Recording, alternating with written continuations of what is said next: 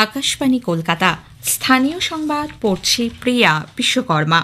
প্রথমে বিশেষ বিশেষ খবর। বাংলাভাষী পরিযায়ী শ্রমিকদের হেনস্থা করা হচ্ছে বলে মুখ্যমন্ত্রী মমতা ব্যানার্জির আনা অভিযোগ হরিয়ানা সরকার খারিজ করে দিয়েছে। রাজ্যের বিশ্ববিদ্যালয়গুলির ওপর নিয়ন্ত্রণের রাশ কার হাতে থাকবে, সুপ্রিম কোর্টের কাছে তার ব্যাখ্যা চাইবে রাজভবন। অন্ধ্রপ্রদেশে নিট পরীক্ষার কোচিং নিতে গিয়ে কলকাতার এক ছাত্রীর অস্বাভাবিক মৃত্যুর ঘটনায় সিবিআই তদন্তের নির্দেশ দিয়েছে সুপ্রিম কোর্ট। বিভিন্ন শিক্ষা প্রতিষ্ঠানের জন্য বেঁধে দেওয়া হয়েছে 15 দফা গাইডলাইন। প্রধানমন্ত্রী আজ মন কি বাত অনুষ্ঠানে তাঁর চিন্তাভাবনা দেশ বিদেশের মানুষের সঙ্গে ভাগ করে নেবেন। একগুচ্ছ দাবিতে পশ্চিমবঙ্গ বঞ্চিত চাকরি প্রার্থী, চাকরিজীবী ও চাকরিহারা ঐক্য মঞ্চ, সংগ্রামী যৌথ মঞ্চ সহ একাধিক সংগঠনের আগামীকালের নবান্ন অভিযানে অনুমতি দেয়নি পুলিশ। আসছে বিস্তারিত খবরে। মুখ্যমন্ত্রী মমতা ব্যানার্জির আনা বাংলাভাষী পরিযায়ী শ্রমিকদের ওপর হেনস্থার অভিযোগ হরিয়ানা সরকার খারিজ করে দিয়েছে। হরিয়ানার মুখ্যমন্ত্রী নায়েব সিং সাইনি এক্স হ্যান্ডেলে জানিয়েছেন, গুরগাঁও পুলিশ 10 জন বাংলাভাষীকে গ্রেপ্তার করেছে। তারা সকলেই বাংলাদেশি অনুপ্রবেশকারী। তাঁর রাজ্যে বাংলাদেশি অনুপ্রবেশকারীর কোনো স্থান নেই এবং যত দ্রুত সম্ভব তাদেরকে দেশ থেকে বের করে দেওয়া হবে বলেও হরিয়ানার মুখ্যমন্ত্রী স্পষ্ট করে দিয়েছেন। তাঁর অভিযোগ, পশ্চিমবঙ্গের মুখ্যমন্ত্রী মমতা ব্যানার্জি দেশের সুরক্ষার বিপক্ষে বিপজ্জনক ব্যক্তিদের প্রতি সহানুভূতি প্রদর্শন করছেন, যা কেবলমাত্র দুর্ভাগ্যজনক নয়, জাতীয় স্বার্থের পরিপন্থীও। এদিকে এক আন্তর্জাতিক মানবাধিকার সংগঠনের রিপোর্টকে হাতিয়ার করে তৃণমূল কংগ্রেস নেত্রী মুখ্যমন্ত্রী মমতা ব্যানার্জি ফের কেন্দ্রীয় সরকার তথা বিজেপির বিরুদ্ধে ভাষা সন্ত্রাসের অভিযোগ এনেছেন।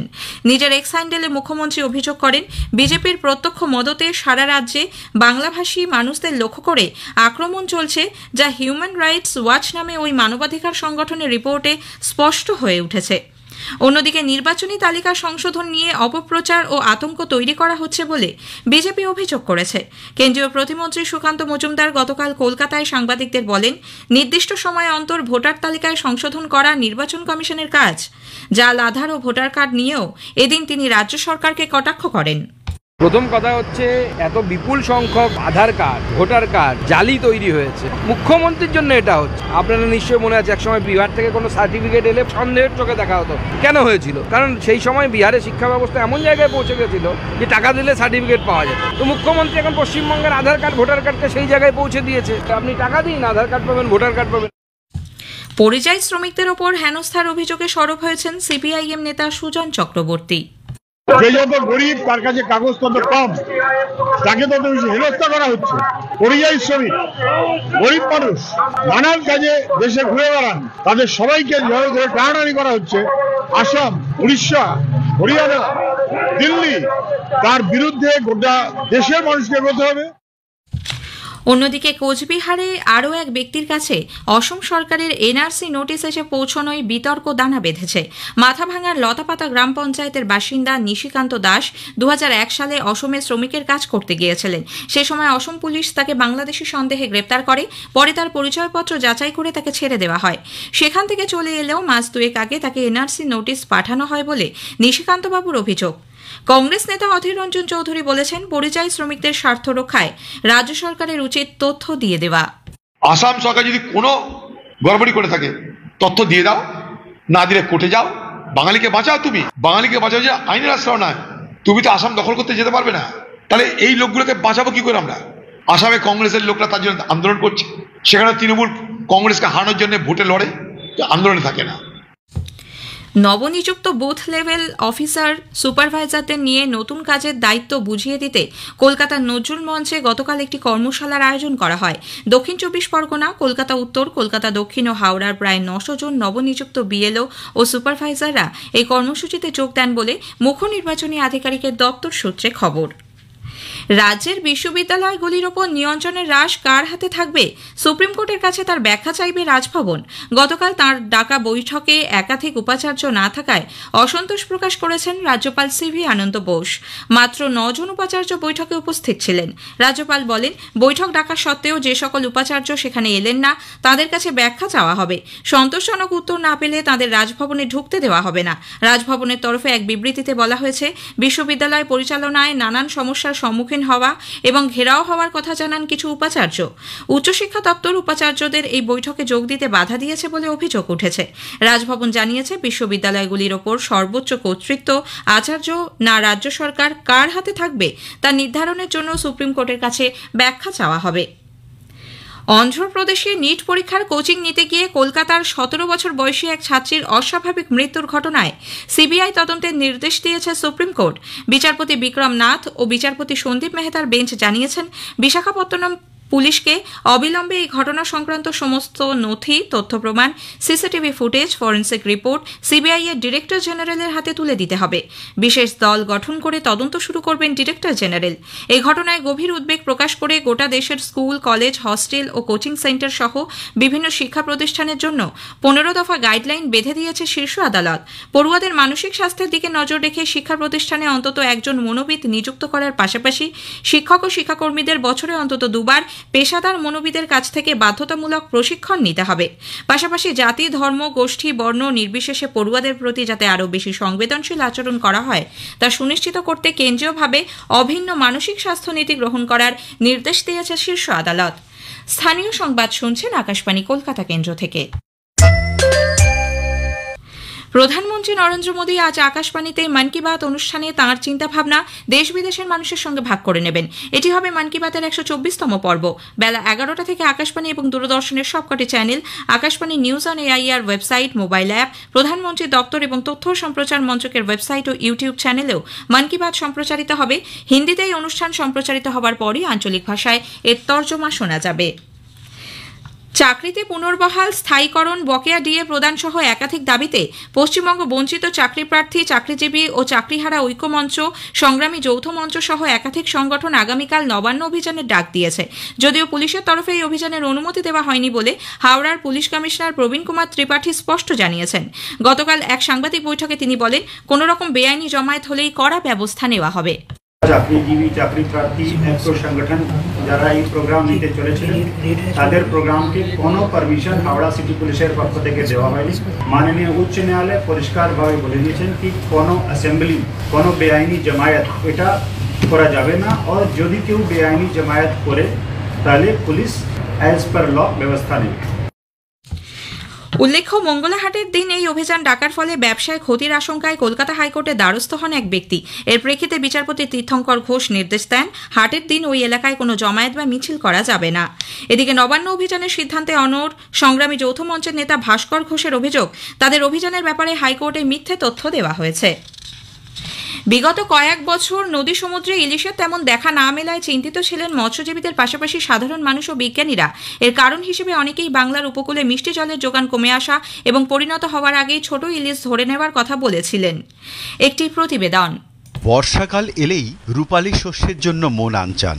এবার মরশুমের প্রথম থেকেই ভারতীয় উপকূলে পর্যাপ্ত বর্ষা ও অনুকূল পূবের হাওয়া থাকায় মৎস্যজীবীদের জালে ঝাঁকে ঝাঁকে ধরা দিয়েছে ইলিশ, জানালেন কাকদ্বীপ মৎস্যজীবী ওয়েলফেয়ার অ্যাসোসিয়েশনের সম্পাদক বিজন মাইতি। 3-4 দিন ধরে একটা ভালো সংখ্যক ঝাঁকের ইলিশ এসছে, তাতে হচ্ছে প্রায় 500 টনের মতো ইলিশ এসছে গত 2-3 দিনে, যেটা মাছের সাইজটাও ভালো। সেখানে 700 টাকা 750 টাকা পর্যন্ত মাছের দাম নেমে গেছে এবং যেগুলো 800 1 কিলো ওগুলো 1200-1300 এই হয়ে গেছে। এবারই প্রথম উপগ্রহ যোগাযোগের মাধ্যমে যে কোনো দুর্যোগ মোকাবিলা ও দেশীয় সীমা লঙ্ঘনের সতর্ক বার্তা পেতে ট্রলারে লাগানো শুরু হয়েছে বিশেষ ট্রান্সপন্ডারের। সেগুলি শীঘ্র কার্যকরী করার আবেদন জানালেন শ্রী মাইতি। কারণ ধরুন মেডিকেল প্রয়োজন হয়, ট্রলার ডুবে যায়, বোটে আগুন লেগে যায়, সেইসব অপশনে গিয়ে মেসেজ পাঠালে সঙ্গে সঙ্গে আমাদের চলে আসতে পারবে। তবে এখনো পর্যন্ত সমস্ত ট্রলারে লাগানো হয়নি। অভিজিৎ চক্রবর্তী, আকাশবাণী সংবাদ, কলকাতা। শেষ করার আগে স্থানীয় সংবাদের বিশেষ কিছু অংশ আরও একবার। বাংলাভাষী পরিযায়ী শ্রমিকদের হেনস্থা করা হচ্ছে বলে মুখ্যমন্ত্রী মমতা ব্যানার্জির আনা অভিযোগ হরিয়ানা সরকার খারিজ করে দিয়েছে। রাজ্যের বিশ্ববিদ্যালয়গুলির ওপর নিয়ন্ত্রণের রাশ কার হাতে থাকবে, সুপ্রিম কোর্টের কাছে তার ব্যাখ্যা চাইবে রাজভবন। স্থানীয় সংবাদ শেষ হলো। আকাশবাণী খবর পড়ছি সুস্মিতা সেন। বিশেষ খবর হল, প্রধানমন্ত্রী নরেন্দ্র মোদী মালদ্বীপ থেকে ফিরে তামিলনাড়ুর তুতিকোরিন বিমানবন্দরের নতুন টার্মিনাল ভবনের উদ্বোধন সহ 4,800 কোটি টাকার বিভিন্ন প্রকল্পের শিলান্যাস করেছেন। রাজ্য সফরের শেষ দিনে আজ তিনি মহান চোল সম্রাট প্রথম রাজেন্দ্র চোলের জন্মবার্ষিকী উদযাপনে অংশগ্রহণ করবেন। প্রধানমন্ত্রী সফরকালে ভারত ও মালদ্বীপের মধ্যে মৎস্য প্রতিপালন, আবহাওয়া, ডিজিটাল পরিকাঠামো সহ বেশ কয়েকটি ক্ষেত্রে গুরুত্বপূর্ণ চুক্তি স্বাক্ষরিত হয়েছে। নরেন্দ্র মোদী আজ তাঁর মন কি বাত অনুষ্ঠানে তাঁর চিন্তাভাবনা দেশ বিদেশের মানুষের সঙ্গে ভাগ করে নেবেন। কম্বোডিয়া ও থাইল্যান্ডের নেতৃবৃন্দ যুদ্ধবিরতি কার্যকর করার জন্য অবিলম্বে বৈঠকে বসতে সম্মত হয়েছেন বলে দাবি করেছেন মার্কিন প্রেসিডেন্ট ডোনাল্ড ট্রাম্প। বিদেশ মন্ত্রক জানিয়েছে, থাইল্যান্ড ও কম্বোডিয়ার উদ্ভূত পরিস্থিতির ওপর ভারত তীক্ষ্ণ নজর রাখছে। ম্যানচেস্টারে অ্যান্ডারসন তেন্ডুলকর ট্রফির চতুর্থ ক্রিকেট টেস্টের শেষ দিনে আজ ভারত 2 উইকেটে 174 রান হাতে নিয়ে খেলতে নামবে। আসছি বিস্তারিত খবরে।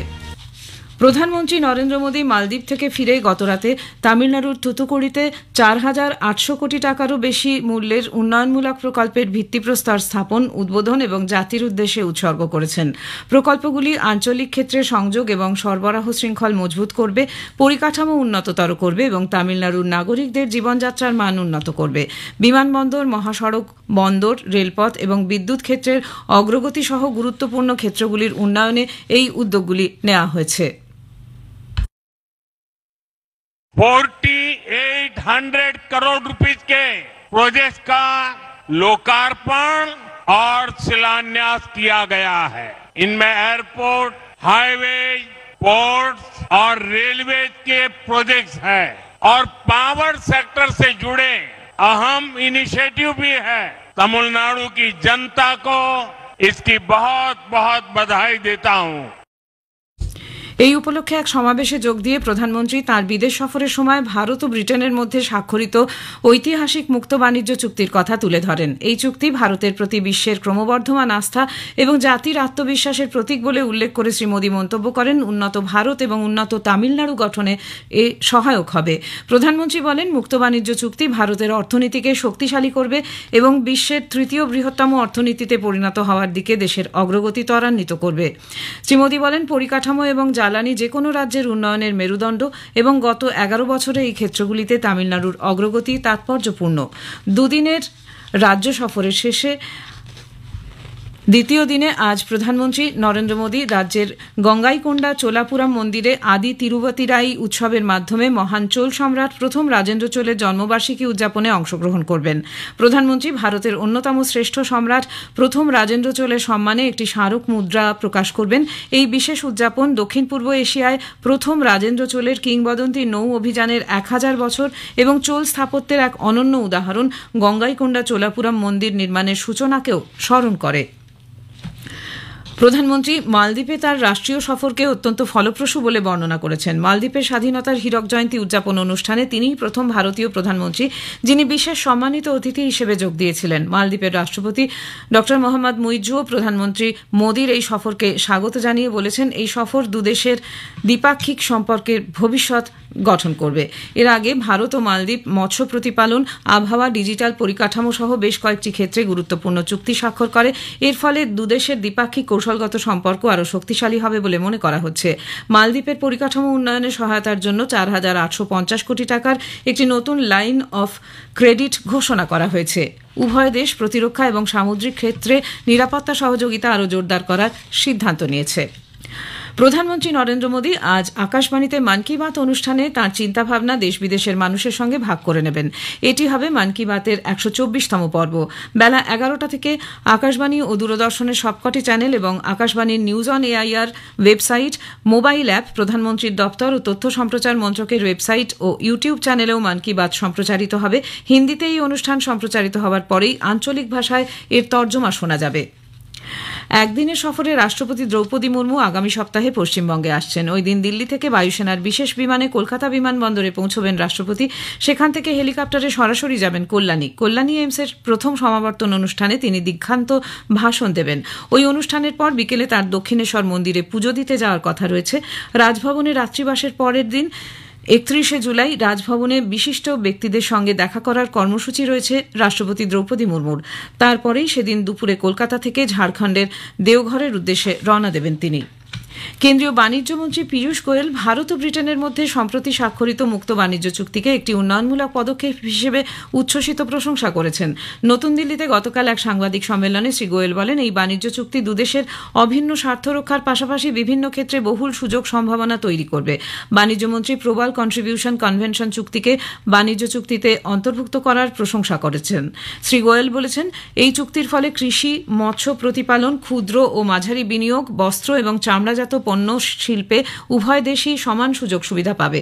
শ্রী গোয়েল বলেন, সাম্প্রতিক সময়ে ব্রিটেনের সঙ্গে সফল বাণিজ্য চুক্তি বিশ্বমঞ্চে ভারতের প্রাসঙ্গিকতা এবং গুরুত্বকে প্রতিফলিত করে। The free trade agreement between India and UK, the comprehensive economic trade agreement, clearly reflects the growing relevance and importance of India at the world stage. And it also shows that more and more countries, particularly the developed world, is today appreciating that India is the future. The business opportunities with India are the best. The goods and services that India provides to the world have high quality and cost competitiveness. বাণিজ্যমন্ত্রী জানিয়েছেন, ওমানের সঙ্গেও ভারতের মুক্ত বাণিজ্য চুক্তি প্রায় সম্পন্ন হওয়ার পথে। মার্কিন যুক্তরাষ্ট্র এবং ইউরোপীয় ইউনিয়নের সঙ্গে ভারতের বাণিজ্য চুক্তি নিয়ে কথাও ক্রমশ এগোচ্ছে। নিউজিল্যান্ড, চিলি এবং পেরুর সঙ্গেও এই নিয়ে আলোচনা চলছে। তিনি উল্লেখ করেন, এই বাণিজ্য চুক্তিগুলি প্রযুক্তিগত অংশীদারিত্বের ক্ষেত্রে অত্যন্ত গুরুত্বপূর্ণ। খবর শুনছেন আকাশবাণী থেকে। মার্কিন প্রেসিডেন্ট ডোনাল্ড ট্রাম্প বলেছেন, কম্বোডিয়া এবং থাইল্যান্ডের নেতারা যুদ্ধবিরতি কার্যকর করার জন্য অবিলম্বে বৈঠকে বসতে সম্মত হয়েছেন। 3 দিন ধরে সংঘর্ষ চলার পর তিনি দুদেশের মধ্যস্থতায় উদ্যোগ নেওয়ার পর দুদেশ এই সিদ্ধান্ত নিয়েছে বলে ট্রাম্প দাবি করেন। থাইল্যান্ডের ভারপ্রাপ্ত প্রধানমন্ত্রী ফুমথাম ওয়েচায়াচাই ট্রাম্পকে ধন্যবাদ জানিয়ে বলেছেন, থাইল্যান্ড নীতিগতভাবে যুদ্ধবিরতিতে সম্মত হয়েছে, তবে কম্বোডিয়ার পক্ষ থেকেও সহযোগিতা আশা করেন।